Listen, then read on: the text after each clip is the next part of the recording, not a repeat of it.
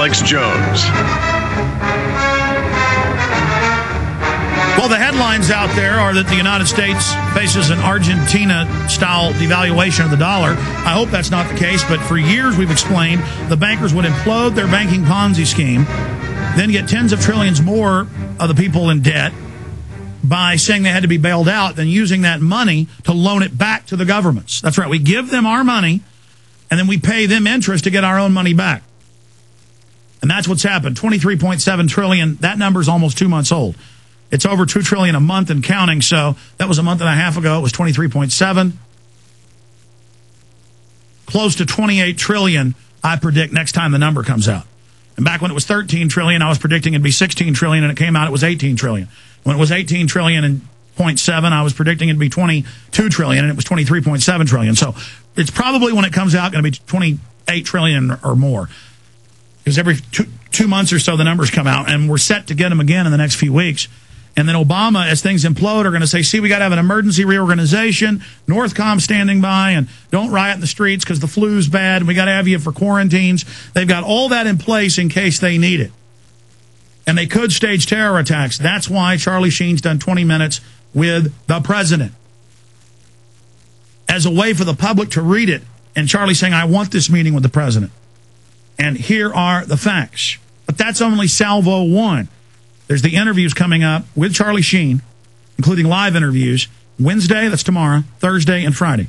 The video interview we taped is Thursday, world exclusive, right here. And he really turns the heat up in that interview. Look at this article. Barack Obama accused of making depression mistakes. London Telegraph. They haven't made mistakes. This is all by design. They're getting ready to blame him like he's Herbert Hoover. And we say that in the Obama deception, that he's being built up to godlike status to be destroyed. People laughed at me when that came out in March, 6 months ago? 6 months ago. Now people aren't laughing.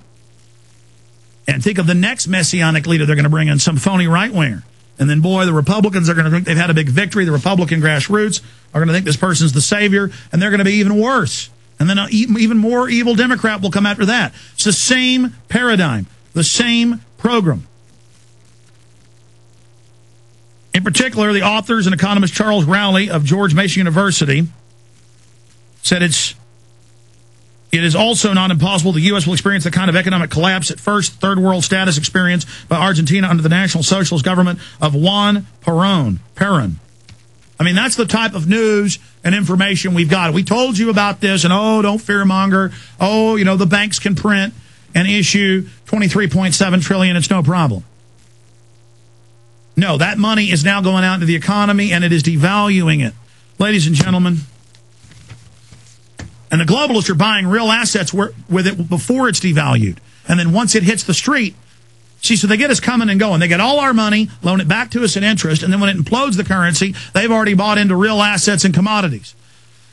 And that's why, after Lindsey Williams' prediction and Bilderberg Group was the intel we had, they were going to lower it and then jack it back up. It's now happening. He said for at least a year it would be low. Now that year is over. We see gold going up. We see oil going up. We see every major commodity going up. And then I see all over national news, they say, oh, yes, it's not an oxymoron to have a growing economy and to be in a boom. We're going out of the recession, but to have fewer jobs and more people in soup lines and on unemployment. Yes, a jobless recovery. This is the type of crap that is fed to the American people and the people of the world.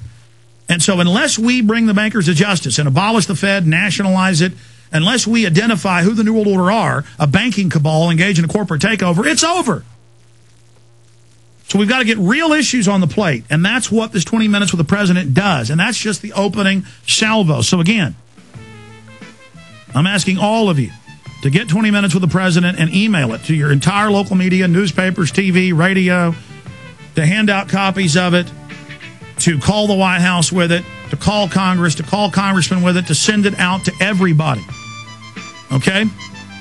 It is so vitally important, and it's up on prisonplanet.com and Infowars.com. We'll be right back. I'm going to read 20 minutes with the president on air, and then later, not yet, I'm going to open the phones up.